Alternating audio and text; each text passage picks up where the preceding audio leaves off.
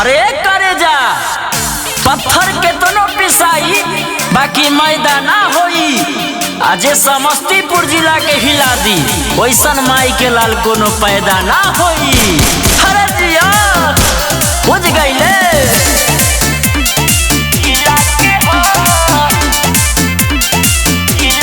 काहे के बाबू तोरो इतना गुमान बा का बाटे नाम तोहर का पहचान बा बोला हम यहाँ के हीरो है रे। अरे काहे के बाबू तोरो इतना गुमान बा का बाटे नाम तोहर का पहचान बा। चलेला चाल जैसे बाहुबली किला हो, चलेला चाल जैसे बाहुबली किला हो। अरे तो सुन शेर के सामान सान चीता से कातिला हो बुझी हो ये गोरी लगा समस्तीपुर जिला के हो। बुझी हो ये गोरी लगा समस्तीपुर जिला के हो। बुझी हो ये गोरी अरे रहे दा अरे कहे दा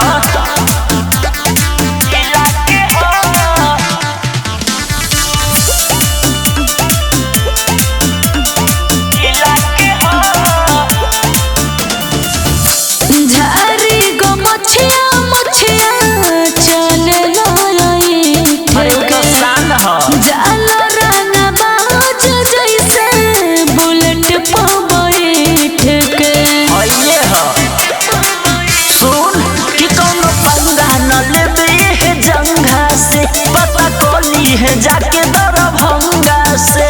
करे के रंगदारी का लाइसेंस तो के मिला हो, करे के रंगदारी का लाइसेंस तो के मिला हो।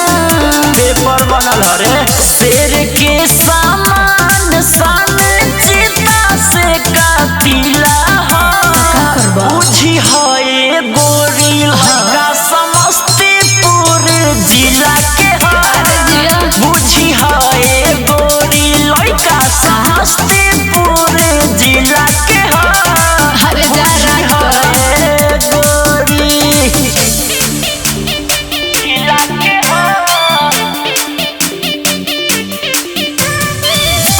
जिला के हो।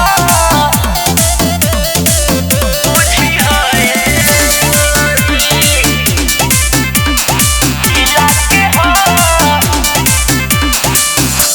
बोली में गोली तहरा लागला बरांड हो। ये है जिला जबार में सगरो करे वाला कांड हो। केहू बोली अरे जान ले बका कि गुड्डू संतोष के जानत जवार बाटे हो। कौनो हमसे न बड़का